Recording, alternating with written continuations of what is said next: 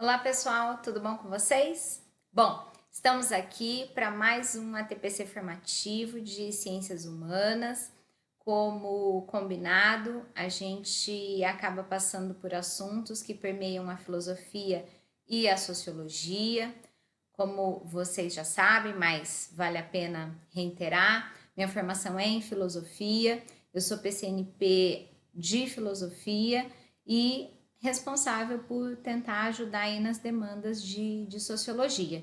Então, eu peço desculpas aí aos professores de sociologia, né, que às vezes sentem que a coisa pende mais para o lado filosófico, mas acaba que sendo uma tendência natural. Convido, né, todos os professores de sociologia que tenham contribuições para trazer para os nossos ATPCs formativos, por favor, manifestem-se, ajudem a gente nessas produções, né, não só os de sociologia, os de filosofia também, porque a gente está aqui nessa ação formativa conjunta, né? Bom, antes de começar a entrar na pauta de formação desse nosso encontro, eu queria agradecer todos os professores pelas interações, pelas sugestões. Eu ainda não tive tempo de entrar em contato com todo mundo, porque eu acabo antecipando as gravações e em meio a todas as demandas da diretoria de ensino, mas tão logo em breve a gente vai ter mais participações. Hoje mesmo, no ATPC de hoje, eu entrei em contato com o professor Fernando, da Escola de Tempo Integral Eliseu Narciso.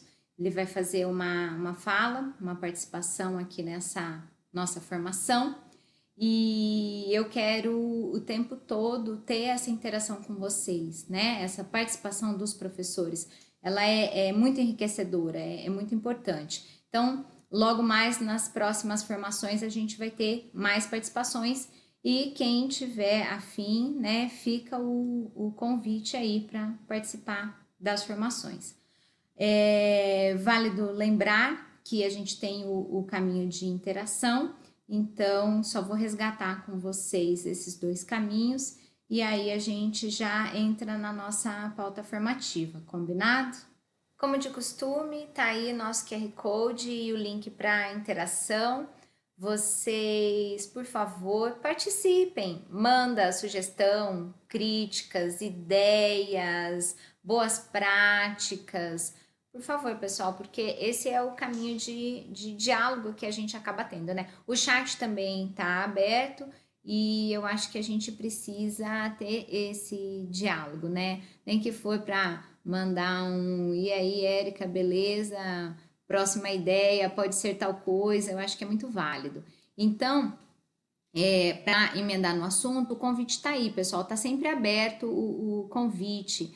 Érica, tem uma boa prática que eu gostaria de estar compartilhando, tem um blog, tem um aluno que fez um trabalho e eu quero compartilhar essa experiência, enfim, o convite está sempre aberto, vocês podem entrar em contato comigo pela interação, pelo chat, pelos caminhos aí que a gente tem disponível, ok, pessoal? Vamos então começar a nossa pauta formativa. Como de costume, né? A gente já está há um tempo aí, né? A gente já fez o nosso primeiro ATPC, onde eu coloquei para vocês toda a estrutura das mudanças que a gente pode vir a ter no currículo paulista da etapa ensino médio a partir da BNCC. No nosso segundo encontro formativo, eu conversei um pouquinho com vocês a partir da competência 5, usando como sensibilização a música da Tulipa Ruiz, né? No nosso segundo ATPC, a gente conversou sobre a competência 3 e eu trouxe para vocês a reflexão do vídeo Man. E agora a gente teve a vivência com a participação dos 3 professores, onde eu apresentei um pouquinho da competência 4, onde foi apresentado o vídeo El Empleo. E hoje a gente vai trabalhar com a competência 2 e para nortear essa competência que eu já vou explorar com vocês, vamos usar o clipe da Carol Conká, É o Poder. Antes da gente entrar no clipe, eu queria só socializar com vocês o seguinte, essa maratona, né, de ATPCs formativos, né, o segundo, o terceiro, o quarto, esse quinto e os próximos que virão, eu pretendo esgotar as 6 competências, né? Já falei para vocês que isso não vai acontecer de forma aleatória, mas sempre trazendo uma contribuição de sensibilização e tudo mais. Dentro disso, eu estou trazendo para vocês dicas para fomentar o trabalho com vídeos, com canais de YouTube. Hoje, a nossa temática na formação é a partir do uso da imagem, e a gente vai conversar um pouquinho sobre o que é uma charge, HQ, quadrinhos, tirinhas e tudo mais.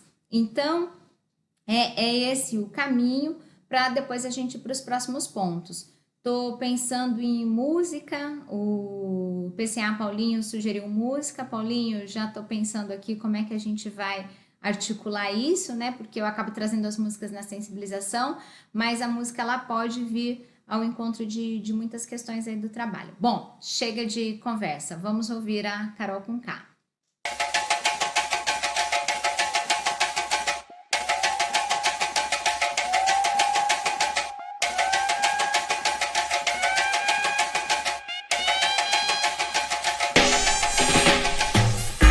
Poder, aceita porque dói menos. De longe falam alto, mas de perto tão pequenos. Se afogam no próprio veneno, tão ingênuos. Se a carapuça serve, falo mesmo e eu cobro quem me deve. É o poder, o mundo é de quem faz. Realidade assusta todos tão normais. Viu? Falei. Depois não vem dizer que eu não avisei. Só não vem dizer que não. Só não vem dizer que não. Só não vem dizer que não. Sociedade em choque, eu vim pra incomodar. Aqui o santo é forte, é melhor se acostumar. Quem foi que disse que isso aqui não era pra mim? Se equivocou. Fui eu que criei, vivi, escolhi, me descobri, agora que estou. Não aceito cheque, já te aviso, não me teste. Se merece, então não pede. Vá fazer algo que preste. Quem é ligeiro investe, não só fala, também veste. Juiz de internet caga se espalhando feito peste. Se não tá no meu lugar, então não fale, meu, não fale. Se for fazer pela metade, não vale, não vale. Eu vivo com doses de só Deus que sabe, o resto ninguém sabe. Quebro tudo pra que todos se caem. Clô, clô, clô, clô. Quem vem, só quem tem coragem vai. Já falei que quem nasceu pra ser do topo nunca cai. O medo é de quem, hein? Olha quem ficou pra trás. E a vida segue, segue, e o tempo não volta mais. É o poder, o mundo é de quem faz. Realidade assusta todos tão normais. Viu? Falei. Depois não vem dizer que eu não avisei. Só não vem dizer que não. Só não vem dizer que não. Só não vem dizer que não. Só não. Eles não sabem o que dizem. Não aguentam, então não fiquem. Eles não sabem o que dizem. Não aguento, então não fiquem. Se tem uma coisa que me irrita é ver bocas malditas dizendo mentiras sobre minha vida, coisas que eu nem vivi ainda. Eita, frustrados, pirados na cola, já perdi a hora. Preciso ir embora, alguém me espera lá fora. Me deixa. Me deixa, me deixa, me deixa, me deixa, me deixa.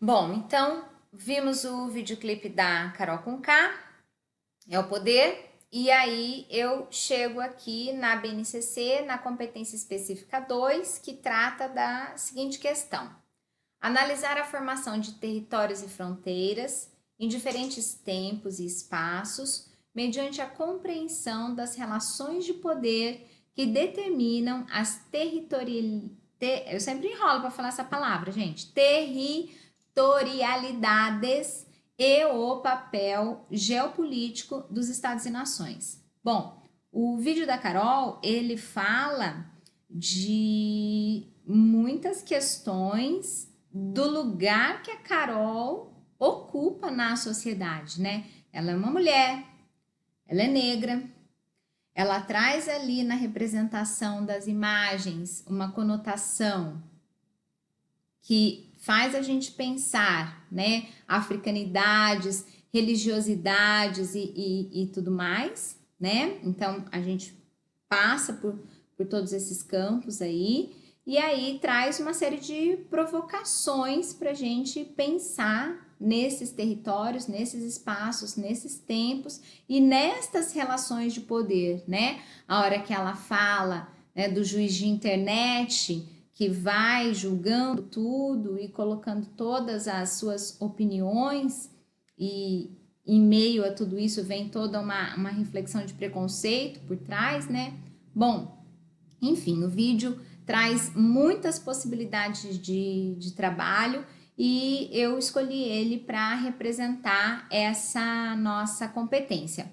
As imagens que serão utilizadas na exposição, elas vão permeando também essa questão das relações de poder dentro de territórios, a questão da geopolítica, as relações Estados-nações e tudo mais, beleza? Bom, só que eu preciso aproveitar esse tempo de formação com vocês para comentar um assunto que não tem nada a ver com esse caminho de formação, mas eu preciso aproveitar o momento para conversar com vocês. Na semana de planejamento escolar, vocês tiveram a oportunidade de tomar contato com as habilidades de filosofia e de sociologia para organizar o desenvolvimento do segundo bimestre, que começou no dia 1º de junho e vai até o dia 31/7. Por que eu estou trazendo isso aqui para vocês? Porque o trabalho pedagógico que será desenvolvido com os estudantes, eles precisam estar em diálogo com esses objetos de conhecimento e com esse descritor das habilidades que a Secretaria da Educação indica. É isso que está presente lá no material pedagógico de apoio que está sendo disponibilizado para os professores e para os estudantes. Então, é só um lembrete aqui que a gente tem esse conteúdo, né? Esses objetos de conhecimento e mais esse descritor das habilidades que precisam ser desenvolvidas, tanto para a filosofia quanto para a sociologia. Érica, esse material agora que você está disponibilizando, ele tem diálogo direto com esse desenvolvimento que precisa acontecer no segundo bimestre?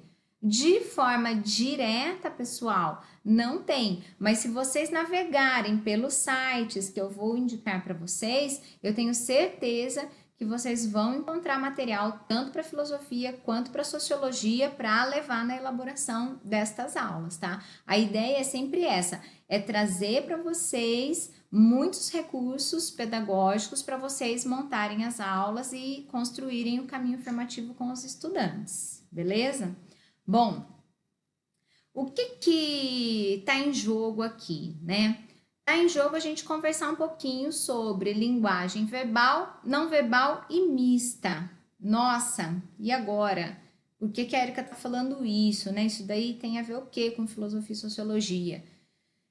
Eu conversei um pouco com a Andrea, que é PCNP de língua portuguesa, e eu achei interessante, antes da gente entrar nas dicas, a gente só fazer um breve resgate sobre os conceitos, para que a gente não fique com dúvidas sobre as diferenças, porque é importante que a gente tenha a compreensão destas diferenças, né?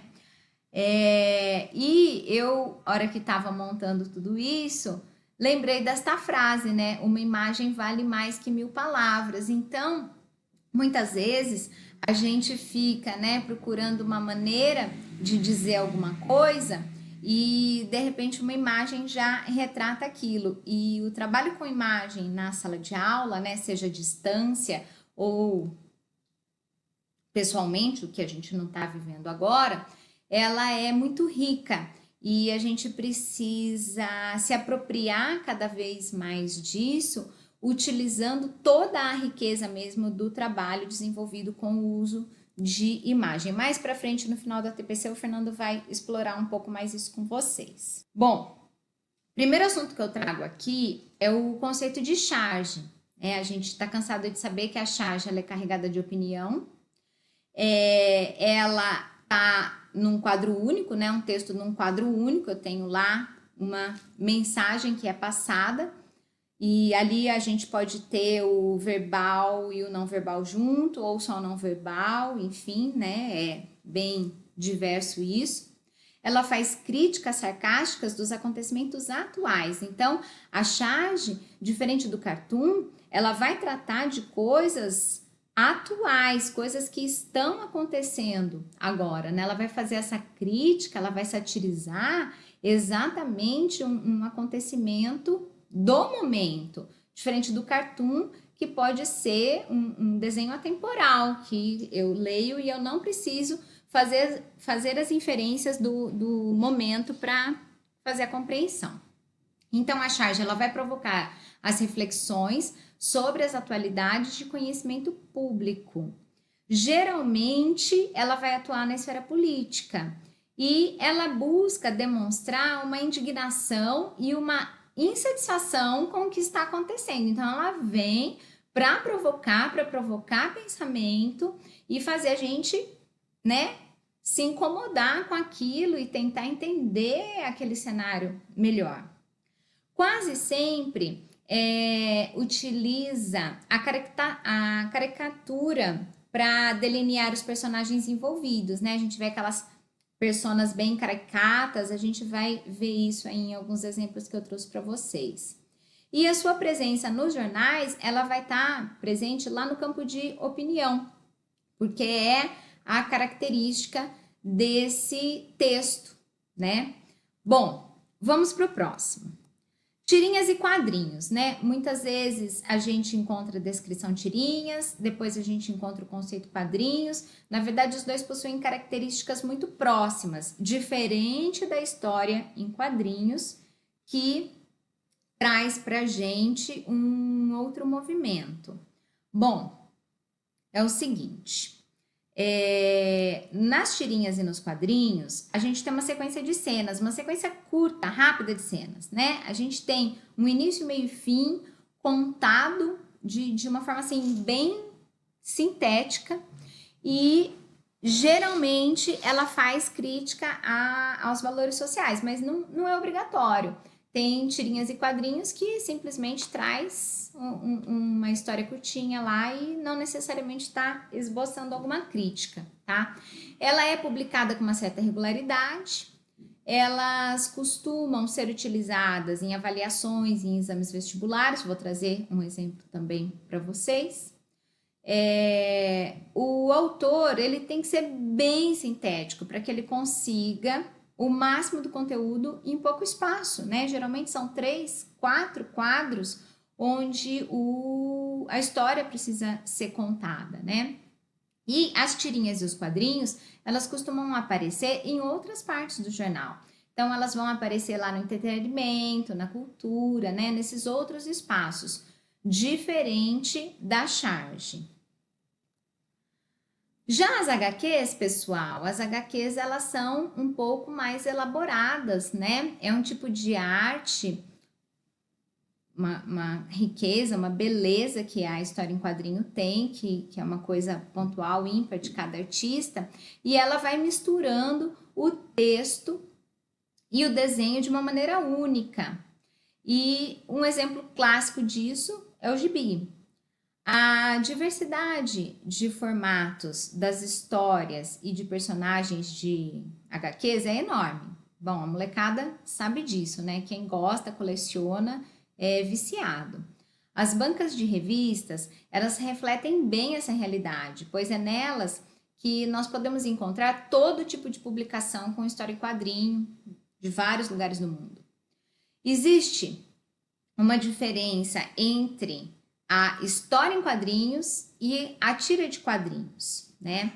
A história, geralmente, ela é mais complexa e elaborada sendo publicada em revistas ou livros. Vamos tentar entender isso melhor. Vou pegar aqui um exemplo, ó. A gente tem aqui esse livro que vocês provavelmente vão encontrar na escola de vocês, porque ele faz parte do acervo do apoio ao saber encaminhado pela FDE às escolas. Esse livro aqui, pessoal, na verdade, ele não é uma HQ. Ele não é. Por que, Érica, você está falando isso? Porque aqui, o que a gente encontra? A gente encontra uma coletânea de tirinhas da Mafalda que o Quino produziu. Então, a gente vai lendo pequenas histórias contadas por tirinhas da Mafalda. Não é uma historiona gigantesca da Mafalda produzida numa HQ, diferente de um gibi que a gente pega, vou citar exemplo, Maurício de Souza, Turma da Mônica, não tô com nenhum aqui. Depois eu pego pra gente ver. Tem um que o Maurício produziu que seria legal eu trazer aqui como exemplo. Mas, enfim, não vou sair do foco, senão eu estouro o tempo aqui. A gente tem essa produção, então, da HQ, que é uma história inteira elaborada, tá? Bom, e a gente tem o graphic novel, que é uma expressão que traduzida para o português seria romance gráfico, que qual que é a principal diferença dela, né, da graphic novel para as HQs? É que se trata de uma história de enredo fechado. Então, exemplo, né, o livro que o professor Rogério citou como exemplo, né, de história em quadrinhos da Anne Frank, é uma graphic novel. Por quê? Porque é aquela história pontual que foi contada com aquele enredo no Diário de Anne Frank e ponto. Não é uma coletânea, não tem uma regularidade, né? Então, o que a gente entende por graphic novel? É um gênero de livro contado pela linguagem não verbal, associado à linguagem verbal, e também a gente pode pensar no seguinte, pode ser uma trilogia, né? Não impede de ser uma série. No entanto, não vai ter a regularidade dos gibis e das histórias em quadrinhos que a gente costuma encontrar regularidade, né? Dos gibis da Marvel e tudo mais, Turma da Mônica e etc. Bom, pessoal, então eu tinha comentado, né, dos livros, vou posicionar alto aqui assim, né, que eu vi que a Mafalda não ficou muito alta. Esse daqui que eu lembrei do Maurício de Souza junto com o Cortella, na verdade são contos e ilustrações do Maurício de Souza, né, e depois eu coloco lá no slide a referência para quem quiser conhecer. Bom, esse daqui... Filosofia para Principiantes, do Richard Osborne, a gente tem alguns outros também, se a gente pesquisar, é bem interessante, porque é feita uma narrativa de alguns filósofos com a descrição, né, e algumas imagens, e a gente tem também aqui algumas tirinhas, alguns quadrinhos que falam um pouco da filosofia. Vocês devem conhecer, né, o livro da filosofia, o livro da sociologia, tem o da psicologia, o da política e tudo mais. Eu acho que também é um material interessante que traz para a gente as imagens. Depois, lá nos slides, eu vi que tem o PDF desse daqui e também tem o PDF desse daqui, que eu vou estar disponibilizando para vocês, tá bom? Bom, continuando, pessoal, a gente vai agora passar por algumas imagens e algumas sugestões de navegação para vocês, beleza? Bom, para vocês não dizerem que eu fico só puxando o saco da filosofia, eu vou começar a apresentação pela sociologia ilustrada.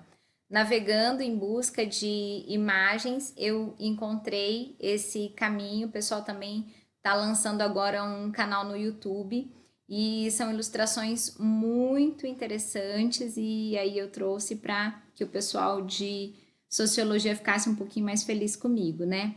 Bom, trazendo aí a mensagem do Fique em Casa, né, com Marx, Durkheim e Weber, e sigamos aqui com as sugestões. Pessoal, eu gostaria muito de navegar por todos com vocês, mas devido aqui o avanço do tempo, né, fica o convite e o link para que vocês naveguem por todos, beleza? Bom, eu tinha comentado, né, que cai no Enem, tirinhas e quadrinhos, tá aí um exemplo. Essa da Mafalda caiu no Enem de 2010 e a gente vê a Mafalda sendo crítica, como sempre, né, o Quino apimentando as nossas reflexões, né, Mafalda filósofa.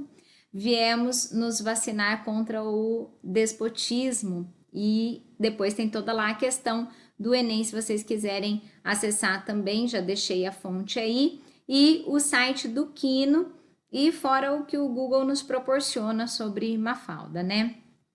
Bom, o Armandinho, as tiras do Armandinho, elas são fabulosas.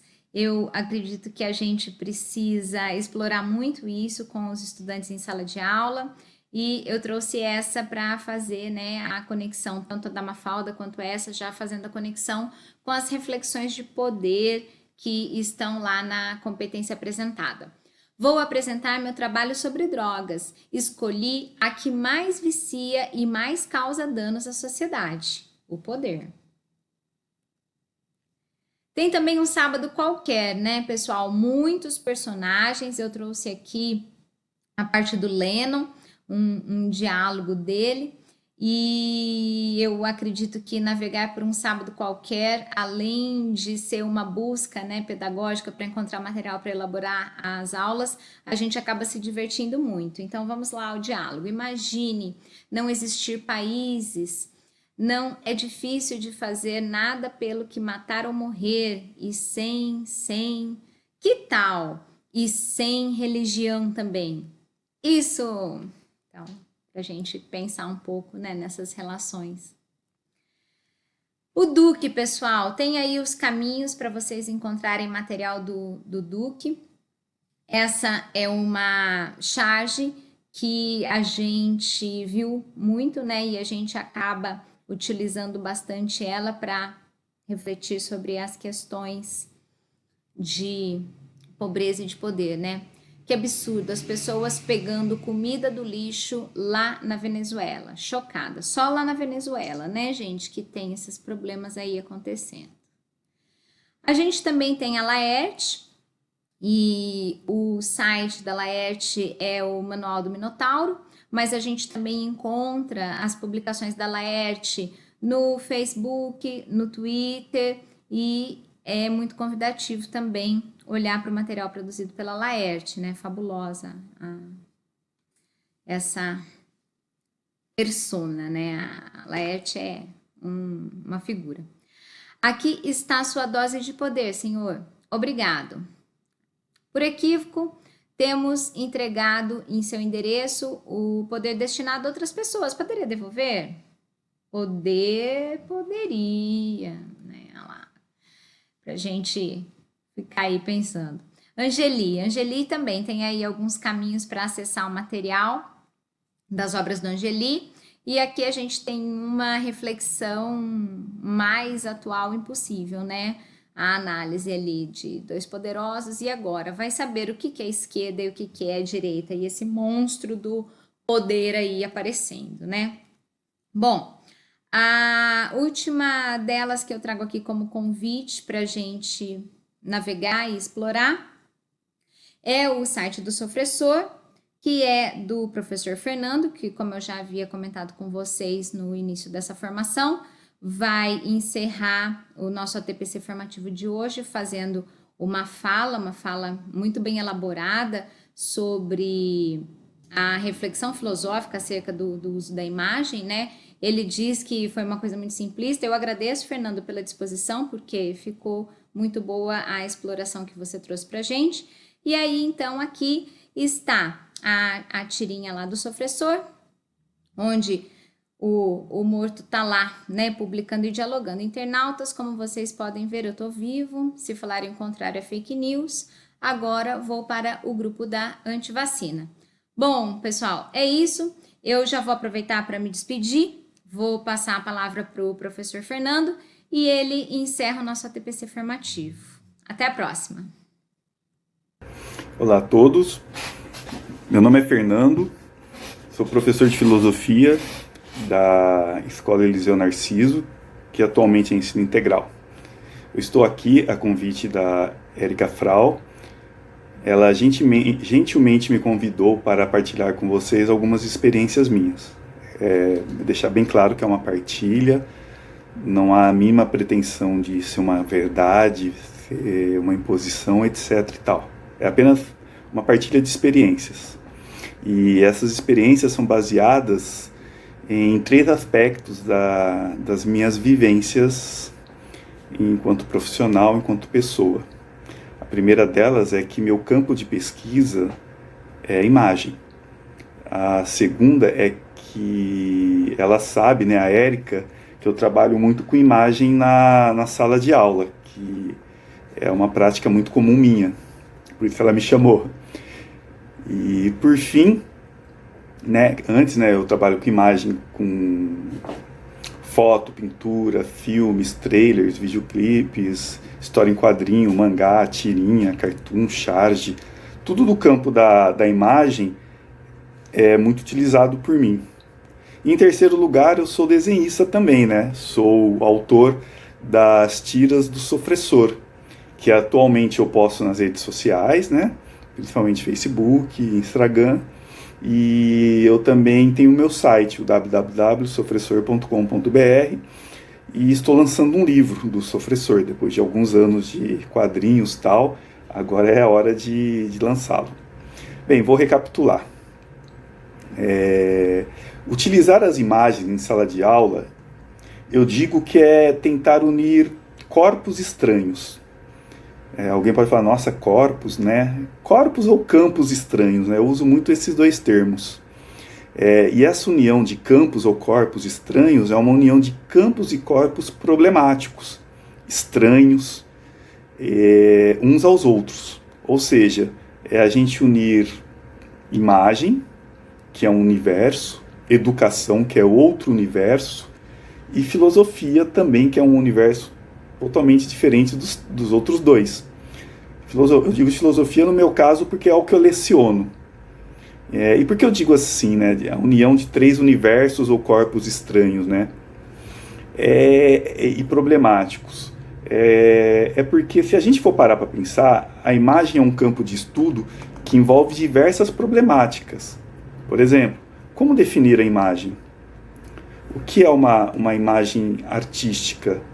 Uma imagem jornalística, conceitual, uma imagem mimética, etc. E aí, claro que tem muito mais outras problemáticas só do campo da imagem, e aí se junta a esse campo, né, a imagem se junta à educação. E aí a gente poderia questionar o que é educar. O que é uma educação crítica? O que é uma educação crítica e pública, laica, em tempos como esse, democrática, que respeita o Estado de Direito democrático? Como educar para a emancipação? Competências e habilidades, por exemplo, seria uma maneira de garantir a qualidade da educação? Então, reparem, a imagem já tem as suas problemáticas, a educação tem as suas, e aí a gente junta, no meu caso, né, que trabalho com a imagem, tudo isso, o campo filosófico, com N outras questões, por exemplo, questões da ontologia, o que é a imagem? O que é ver uma imagem? O que é um processo mimético no campo da imagem? E a gente não pode esquecer, por exemplo, do platonismo. Uma das primeiras referências, não a primeira, uma das primeiras referências da imagem no campo filosófico, e no qual temos, por exemplo, a ideia de que a imagem produz erro, produz ilusão, e precisamos depurar nosso pensamento das imagens para contemplar o mundo intelectivo, onde se encontram as verdades essenciais, universais, atemporais, que é bem reportado, por exemplo, no mito da caverna platônico. Agora, enquanto isso, claro, a filosofia é um campo muito múltiplo. Enquanto isso, temos, por exemplo, um pensador como Jacques Rancière, em que a imagem é um potente dispositivo que se elabora com fricções mesmo, entre palavras, né, e não palavras, entre o dito e o não dito, entre o silêncio e o som, o visível e o invisível. A imagem é uma conjunção de elementos que cria visibilidades, e entre essas visibilidades existe, por exemplo, para o Rancière, a visibilidade do invisível. E então é muito complexo. Foucault, por exemplo, com Isso Não é um Cachimbo, vai trazer outros elementos para pensar o que é a imagem. Temos o princípio da ut picture poiesis, que diz que a imagem as palavras criam imagens. Então a imagem e palavra sempre foi um campo muito complexo de se pensar, principalmente na filosofia. Mas o que é importante a gente reparar que esses três campos, ou corpos estranhos, como eu prefiro chamar, são repletos de problemas, questionamentos, dúvidas, zonas vazias e porosas, né? E zonas que produz o não pensável, o pensável. Então é um campo de tensão muito forte entre elas. Muitas outras questões as quais eu acho que não caberia citar aqui, para não estender muito, por inúmeras razões, né? Mas na educação, né, na sala de aula, ou no ato do professor em sala de aula, esses três campos problemáticos, eles acabam se encontrando. E nesse encontro, muitas vezes, o que eu percebo, não sempre, obviamente, é que a imagem ela é um instrumento pedagógico em todas as disciplinas, né? A gente está numa reunião de humanas, né? História, sociologia, geografia, filosofia, e a imagem acaba se tornando um instrumento para ilustrar, um instrumento pedagógico em todas as disciplinas. E muitas vezes esse instrumento chega ao aluno na sala de aula de forma pacificada, apenas para ilustrar uma ideia. E, em termos filosóficos, esse tipo de uso promove a despotencialização da imagem, enquanto um elemento potente para pensá-la, como um dispositivo capaz de elaborar o que eu chamo de pensatividades, de produzir pensamentos. Em minha opinião, uma das problemáticas mais urgentes para refletirmos sobre a imagem enquanto instrumento pedagógico é que ela é utilizada para ilustrar ideias, representar aquilo que um pensador queria dizer ou expressar, por exemplo, no campo da filosofia. Esse uso é muito recorrente. É inclusive citado no PNLD, né, se eu não me engano, de 2014 e 2016, em que eu vejo nos documentos do PNLD, os pareceristas mesmo alegam que um livro bom usa imagens bem referenciadas para ilustrar conceitos, ou seja, a imagem passa por todo um filtro, por toda uma maquinaria daquilo que eu chamo de educação maior, são as macropolíticas, as diretrizes, os planos, geralmente dos governos. Depois de fazer esse filtro, né, destilar a imagem, se é assim que eu posso falar, a imagem é destinada, por exemplo, a uma página de um livro. E essa imagem, ela acaba não tendo vida própria, ela é uma ilustração. Mas, ao utilizá-la como ilustração, isso retira toda a sua potência intelectiva, ou sua potência de criar aquilo que eu chamo de pensatividades próprias. A imagem não é um instrumento pedagógico ou um instrumento ilustrativo de conceito, noções ou frases filosóficas. A imagem é um dispositivo filosófico, como eu penso, a imagem é um dispositivo filosófico, a imagem é filosófica. Ela produz por si só pensatividades, mas muitas vezes, em minha leitura, o professor, com a intenção de fazer uma boa aula, de ser o mais didático possível, ele acaba despotencializando as possibilidades intelectivas que a imagem pode produzir, construir em relações paritárias com nossos alunos. Talvez o maior exemplo disso, tanto que aparece em livros, etc. e tal, é quando a gente vai dizer o que o pensador quis dizer usando uma imagem, ou vai tentar explicar a imagem de forma a criar legendas que referenciam o porquê daquela imagem.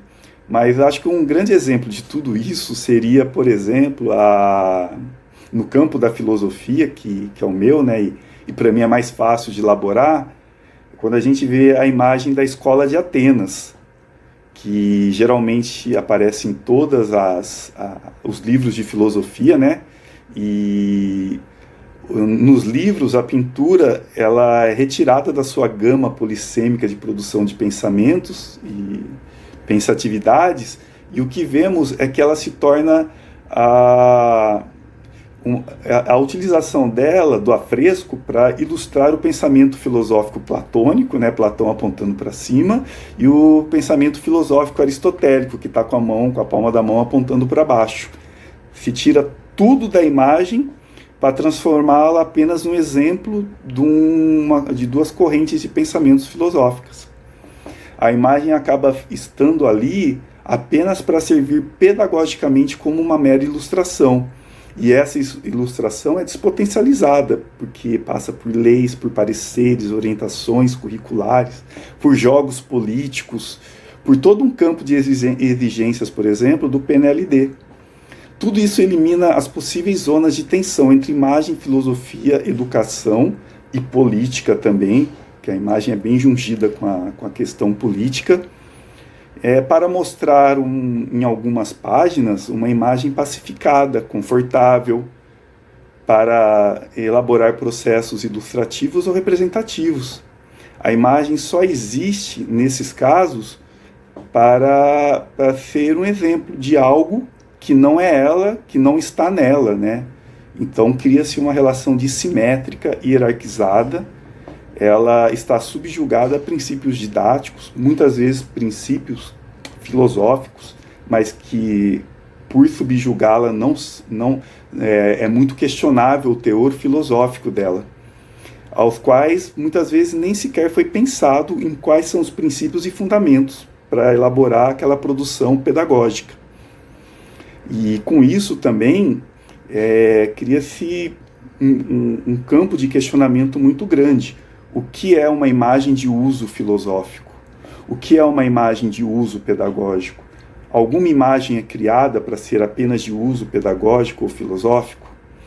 Então, coisas que acabam se perdendo na hora que... reflexões que acabam se perdendo na hora de pensar a imagem, principalmente quando a retiramos das zonas de tensões que ela cria como eu disse anteriormente, com a filosofia, no meu caso, e com a educação e com a política. Mas, feitas essas ressalvas, creio que ela é muito importante nos processos filosóficos, pedagógicos, políticos, educacionais, mas principalmente quando não negamos, enquanto educadores, as tensões dos campos que eu apontei anteriormente. Os três campos, principalmente, imagem, educação e política. Imagem, educação e filosofia. E claro que, aproveitando o gancho, né, eu acho que isso se aplica também à história, geografia e sociologia. Quando essas tensões não são suprimidas, o potencial de existência de uma relação didático-pedagógica, filosófica e política emerge em pensatividades, em pensamentos não diretivos, isomáticos, no sentido deleuziano, e repleto de problemas e dúvidas. Então eu sou um entusiasta da construção de saberes nesses encontros problemáticos, principalmente quando trazemos pinturas, fotos, filmes, trailers, documentários, histórias em quadrinhos, tirinha. São construções / pensamentos críticos, filosóficos, não diretivos, novamente, paratáxicos e rizomáticos. Em suma, para mim, a imagem não é um instrumento pedagógico ilustrativo da filosofia, a imagem é filosófica, justamente porque ela interpela a filosofia sobre o que é o filosofar. Essa potência está e é a imagem, laborada em alguns princípios, Nem toda imagem é filosófica, mas há imagens elaboradas com a potência dos saberes filosóficos, jungidos, elaborados de forma a criar pensatividades. E com isso, né, eu deixo bem claro que eu vou falar das tirinhas, né, que é onde eu tenho uma propriedade também bacana para pensá-las. As tirinhas que eu construo em sala de aula, elas tentam trazer essas tensões de uma forma muito bacana para os alunos. E com isso também eu quero ir finalizando a minha fala, e corro o risco de ter sido muito esquemático, muito simplista, tá, gente? Mas o tempo urge, como dizem. E uma última coisa que eu quero falar aqui, né? Como falei no começo, eu sou desenhista, eu tento trazer para as minhas produções de tirinhas, né, tudo isso que eu estou falando para vocês de uma forma mais dialógica, inclusive. Então, o meu personagem é um professor que vive, sobrevive, sobrevive todas as alguras existenciais das macropolíticas educacionais. Ali está o meu embate filosófico, existencial, com tudo isso que eu vejo e vivo na pele. Então é uma filosofia em traços, na minha perspectiva, e que forma também o meu olhar filosófico, e que forma também o meu olhar pedagógico, o meu olhar existencial, e vice-versa, é tudo intercambiável. E com elas, através dos meus traços, que eu dialogo com as filosofias que mais produzem o meu olhar. Mas é com meus traços também que eu procuro me desprender dessas filosofias e procuro uma filosofia própria. E nesse ato de procurar uma filosofia própria, procuro não fazer uma filosofia da imagem. Eu procuro não fazer uma filosofia da imagem, porque o que eu procuro é fazer uma filosofia em imagens. E ainda estou nessa procura, ainda tenho muitas dúvidas e espero que essas dúvidas sejam a própria estrutura dessa procura. Ok? Muito obrigado pela gentileza de me ouvirem. Um grande abraço. Se possível, conheçam o site, conheçam o livro que eu estou lançando e até uma próxima.